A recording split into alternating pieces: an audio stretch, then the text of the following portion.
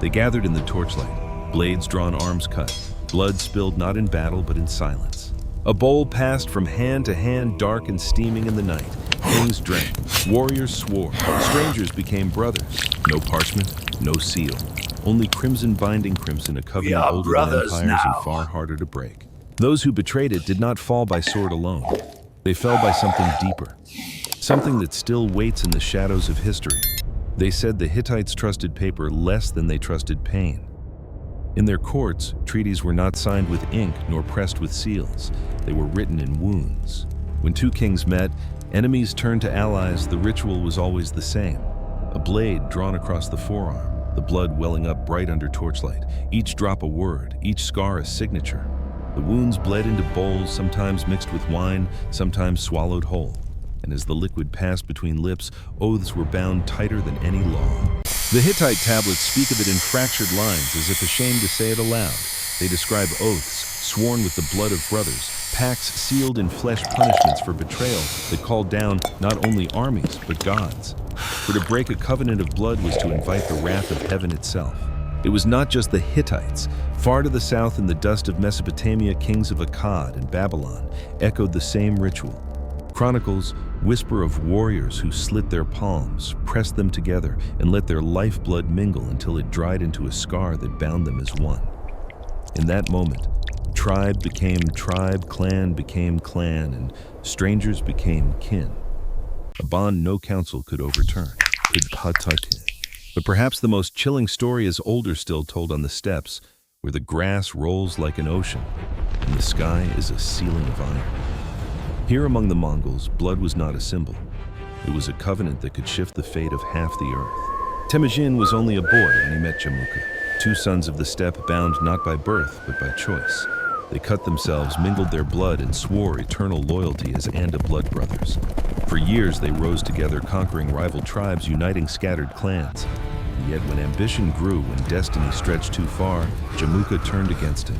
The chronicles say their war was not just over land or herds, but over the betrayal of blood itself. Jamuka captured Temujin's followers, 70 men, and executed them by boiling them alive. A punishment so monstrous it was remembered for centuries, a scar on history as deep as the cuts they once shared. Temujin, the survivor, became Genghis Khan. His empire spread from the Pacific to the Caspian Sea, but the memory of Jamuka, the brother who broke the blood pact, haunted him always. Everywhere you look, the pattern repeats. In the Norse sagas, men cut their wrists and pressed their wounds together, swearing to fight side by side until the end of days. In the Bible, blood marks the covenant between God and man, the life force that sanctifies every promise. Even in distant Africa, warriors of forgotten kingdoms mixed their blood into the soil before battle, believing the earth itself became their witness. Archaeologists find the traces scattered like ghosts across time. In Anatolia, bowls still stained with human blood buried beneath altars. In Mesopotamia, knives with residues of iron and plasma. In the steppes, songs preserved in memory telling of bonds written in crimson that even death could not erase. What is striking is not the violence, but the silence. These were not acts performed for spectacle. They were not sacrifices for the crowd. They were whispered, hidden private rituals in the dark behind closed doors by firelight. As if those who swore them knew they were meddling with something dangerous, as if the blood itself could hear. And always there was the price, for the covenant of blood was a gift that could not be undone.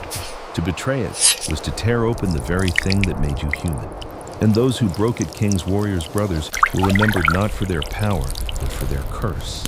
The empires they built still stand in ruins. Stones collapse, crowns rust, scrolls turn to dust, but the scars remain. In bones unearthed from burial pits, in blades left to darken beneath the earth, in the whispers of treaties no one dares repeat aloud. Because history remembers wars and victories, but beneath them all in silence, it remembers the covenants carved in blood. It was never just one people. The scar runs across the world. In the frozen North, Norse sagas whisper a Fust Bradralag, sworn brotherhood. Two men, sometimes strangers, sometimes rivals, cutting their wrists and pressing them together, letting their blood mingle until it clotted into one scar. They called each other blood brothers, bound not by parents or lineage, but by a covenant stronger than family. When they swore it, the sagas say not even death could part them. And yet when betrayal came, it was always by the hand closest to the heart. Far to the east in the Chronicles of China, warlords sealed alliances in the same way. The ritual was called Ket Nia Hunde, to swear brotherhood. In mountain groves and temple courtyards, men cut their palms, let the blood drip into bowls of wine and drank it together.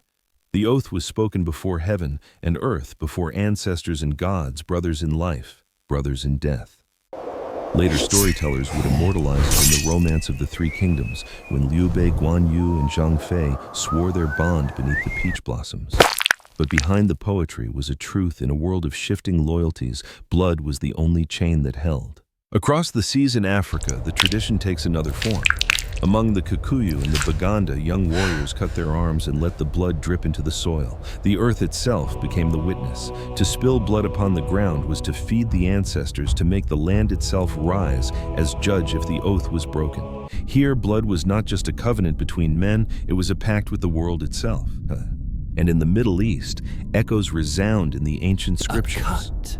The Bible does not whisper, but declares the life of the flesh is in the blood. Every covenant is sanctified by it, from the lambs of the Exodus, whose blood marked the doors against death, to the wine of the New Testament, said to be blood transfigured.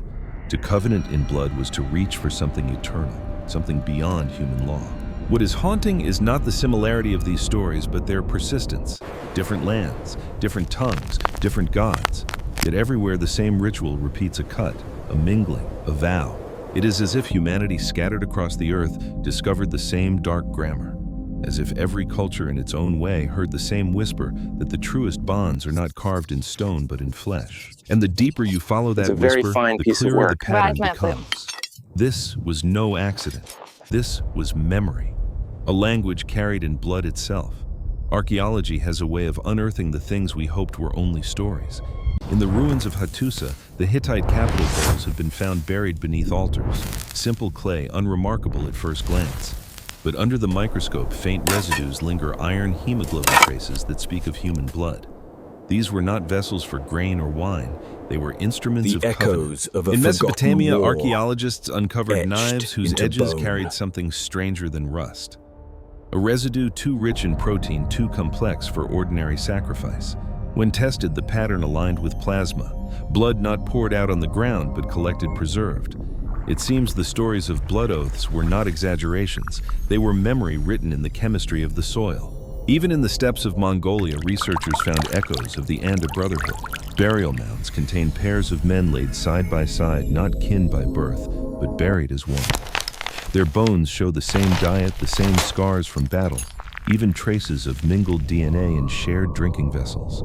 Science whispers what the sagas already sang, that blood once bound men beyond the reach of lineage. Modern science adds another layer the ancients could not name. Blood is not just red liquid, it carries the map of who we are. DNA, the blueprint of identity. To share it is to invite another into your very essence. To drink it, to mingle, it is not only ritual, it is biological trespass. Every oath was also an infection, a merging of lineages, a permanent scar at the molecular level. And yet perhaps the ancients knew this even without microscopes. They knew that paper tears, that stone erodes, that words are forgotten, but blood endures. In laboratory light, the old pacts take on a terrifying clarity. The ancients were not only binding their souls with ritual, they were binding their bodies, their very biology, in ways we are only now beginning to understand. Archaeology shows us broken bowls and rusted blades. Science tells us what those stains once carried, but together they reveal something deeper, that the line between myth and fact is as thin as a drop of blood on stone. And perhaps it was never a line at all. Blood was never just liquid. To the ancients, it was the river of life itself, flowing through every creature, every king, every slave. To spill it was to release the soul. To share it was to bind souls together. Every drop was a covenant older than words. Ink fades, paper burns, stone crumbles, but blood cannot be erased. That is why the oath of blood was feared more than any law. It was not simply an agreement, it was a surrender of self. A man who poured his blood into another's cup was saying, "My life is no longer mine alone." The scar on his skin was only the outer mark. The true scar was carved in the unseen, where gods and ancestors looked on. Even the objects carried the weight of symbol. The bowl became a womb where two lineages were mixed into one. The knife became a threshold, cutting open the border between you and me. The blood itself, hot, dark, and sacred, was the ink of creation rewriting bonds that no parchment could capture. Across cultures, the symbolism repeats like a heartbeat. For the Norse, blood was brotherhood. For the Hebrews, it was holiness. For the Mongols, it was destiny. For the Africans, it was the earth's memory. To drink, to spill, to mingle, these were not variations. They were translations of the same ancient language, a language written not in syllables but in veins. And perhaps the most haunting symbol of all is this blood is both life and death. It is the gift that keeps us breathing and the sacrifice that takes that breath away. To swear by blood is to swear by the edge between living and dying. To betray it is not only treachery, it is desecration. So when kings cut their arms in silence, when warriors pressed their palms until their wounds bled as one, they were not just swearing loyalty, they were declaring to the universe itself, erase me if I falter. That is why the ancients feared to break a blood oath, because blood once given does not forget, and neither do the gods who witnessed it.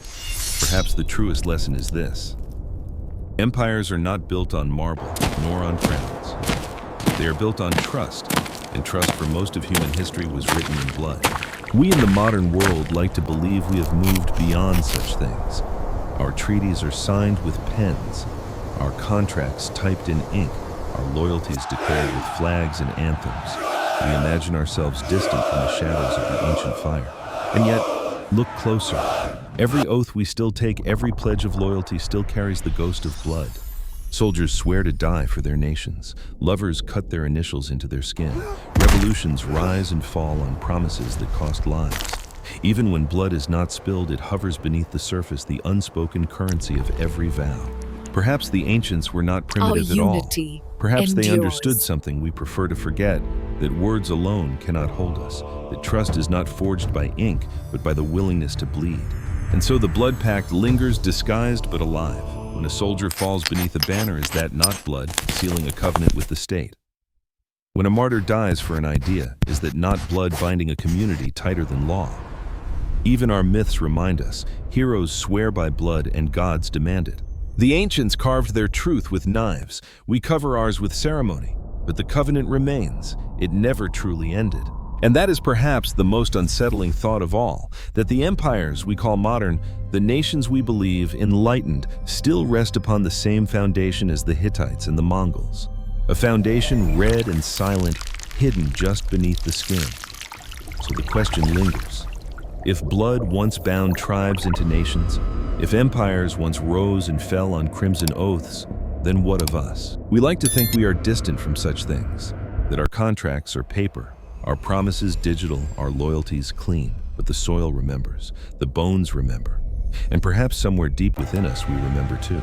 Because blood has always been more than life. It is memory, it is covenant, it is the one witness that cannot be silenced. And when the next pact is sworn, whether in secret chambers on battlefields, or in the quiet sacrifices we pretend not to see, will we recognize it? Or will we only notice when it is too late, when the empire it shapes has already claimed us, vein by vein, drop by drop?